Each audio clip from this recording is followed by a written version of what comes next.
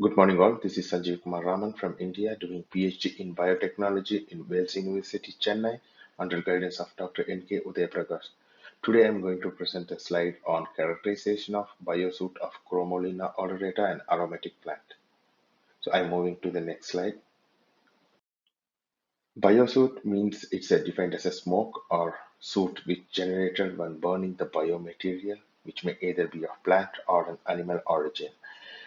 The suits are found in different in their characteristics based on the size and shape and the chemical composition according to the plant. It differs from plant to plant.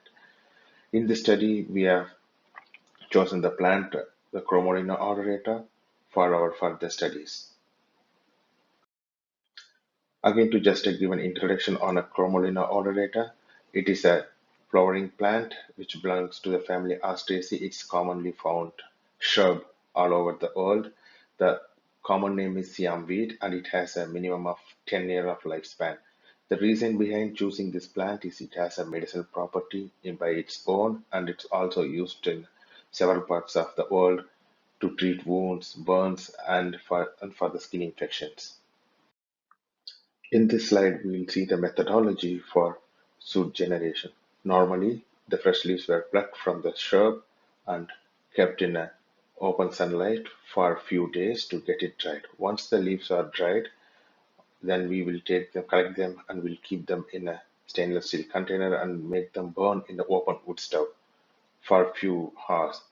So once the complete burning happened, then we will collect the soot from that container and we'll collect them in a small tubes for further testing.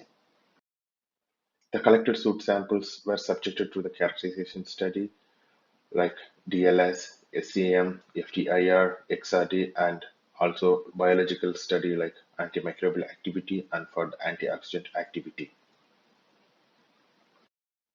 So the results from the DLS dynamic light scattering method shows that the biosuit exhibits a size range recording a double peak. You can see there's two peaks. It's from the left to the right. And the first peak was mostly recorded between 200 to 550 nanometer. And the second peak is around 1600 to 2250 nanometer. Again, when we have the scanning electron microscope result, it showed that the particle size, it ranges from 200 to 220 nanometer. So the results from scanning electron microscopy and dynamic light scattering were confirming the generated material is a eligible for nanoparticle, which means they are in the size of less than 200 nanometer. Here we have a look on the FTIR results. The FTIR spectrum suggests that it is surrounded by different organic molecules. It's responsible for synthesis of carbon nanoparticles. Again, it has a carbon-carbon stretching, alkenes and ketones, and amine groups and aromatic stretchings in the spectrum. And the results from X-ray diffraction spectroscopy, it reveals the peak of XRD patterns indicate that the carbon nanoparticles are small and average crystalline size of carbon nanoparticles were determined to be below 100 nanometer. Followed by the physical characterization, we subjected the soot material to the biological characterization studies. We studied them for antimicrobial activity and antioxidant activity.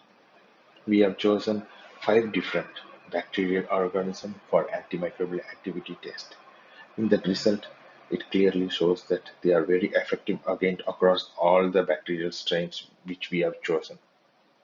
And for the antioxidant activity test, the Chromolaena suit showed a high antioxidant activity. The EC50 value is 40.81.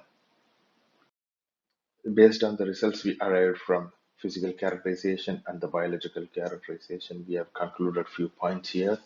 The DLS studies revealed the presence of carbon nanoparticles of different size ranging from 200 to 300 and 500 to 1200 nanometer, which again reveals their coalescing properties. The study also reveals the generation of particulate matter from the biosuit. Again, the scanning electron microscopy revealed the size of biosuit range from 200 to 20 nanometer in the size. This shows that the biosuits are a carbon nanoparticles. Again, the FTIR Results revealed the presence of associated organic compounds along with the core carbon nanoparticles. These associated compounds may serve as a reactive oxygen species and also as an antioxidant.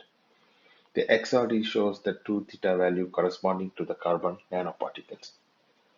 Thus, based on the presence of reactive oxygen species and other associated compounds, it is relevant that the carbon nanoparticles can serve as an antioxidant in charcoal-based soaps and other cosmetic products.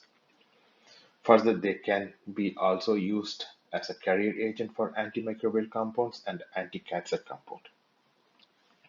So further to this, we also plan to do the GCMS study on the carbon nanomaterials and to check the, the other compounds and the other activity as well.